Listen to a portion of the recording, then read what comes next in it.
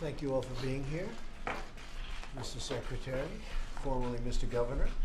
Energy Nice Week, to see sir. you. How's it going? Everything good? Yes, sir. That's great. Thank you all for being here. Very much appreciated. We welcome you to the White House. Have you all been to the White House before? Yes. Have you been here before? Yes. That's good. Well, you guys have been. Most people say no. I'm very impressed with that, Kim. I'm thrilled to be joined by Governor Paul LePage, Kim Reynolds, Pete Ricketts, and Bill Walker, along with state and tribal leaders from around our great country. I'd also like to thank Secretary Perry and EPA Administrator Pruitt, both here also, for their work to help the United States achieve true energy dominance, and that's what's happening. We've made so much progress with respect to energy just in the last 4 months.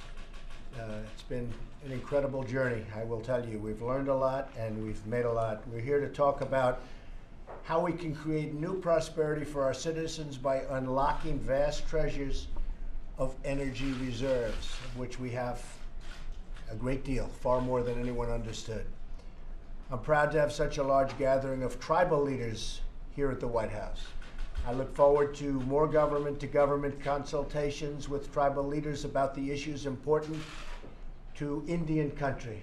We love Indian country, right? Thank you.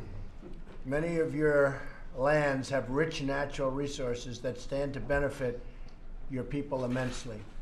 These untapped resources of wealth can help you build new schools, fix roads, improve your communities, and create jobs like you've never seen before. All you want is the freedom to use them, and that's been the problem.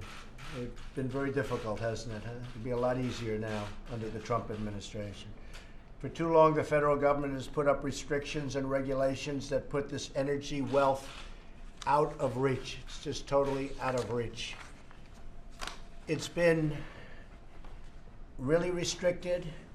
The development itself has been restricted, and vast amounts of deposits of coal and other resources have been taken out of your hands, and we're going to have that changed. We're going to put it back in your hands. These infringements on tribal sovereignty are deeply unfair to Native Americans and Native American communities who are being denied access to the energy and wealth that they have on their own lands.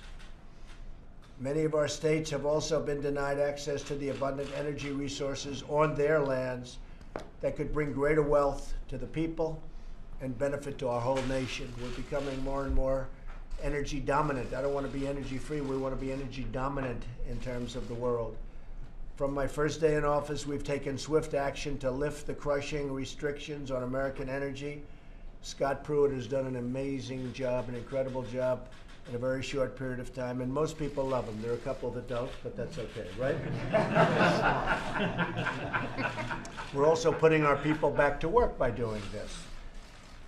Today's conversation is a chance for these state, local, and tribal leaders to discuss how we can cooperate and support them even more in unleashing these domestic energy reserves. They're tremendous reserves that we never appreciated, we never understood, but now we understand them very well. I'm confident that working together we can usher in a golden age of American energy dominance and the extraordinary financial and security benefits that it brings to our citizens, not only the Native Americans, but all over the country. And we're seeing it more and more, and it's happening more and more. I just also want to tell you that yesterday we had a tremendous meeting.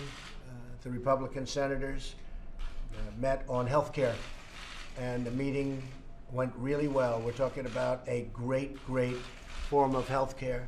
Obamacare is dying. It's essentially dead. If you don't give it the subsidy, it would die within 24 hours. It's been a headache for everybody. It's been a nightmare for many. And we are looking at a health care that would be a fantastic tribute to our country, a health care that will take care of people finally for the right reasons and also at the right cost. Be a tremendous reduction in cost from what Obamacare is. Yesterday in Alaska, a great state, they had it was announced a 216% increase. So we have a plan that if we get it approved, it's very tough. Every state is different, every senator is different, but I have to tell you, The Republican senators had a really impressive meeting yesterday at the White House. We had close to 50 of them. We have 52. We need almost all of them. That's never easy. But we had essentially 50 show up to the meeting, and the other 2 are on our side. I think we're going to get at least very close, and I think we're going to get it over the line. There was a great, great feeling in that room yesterday.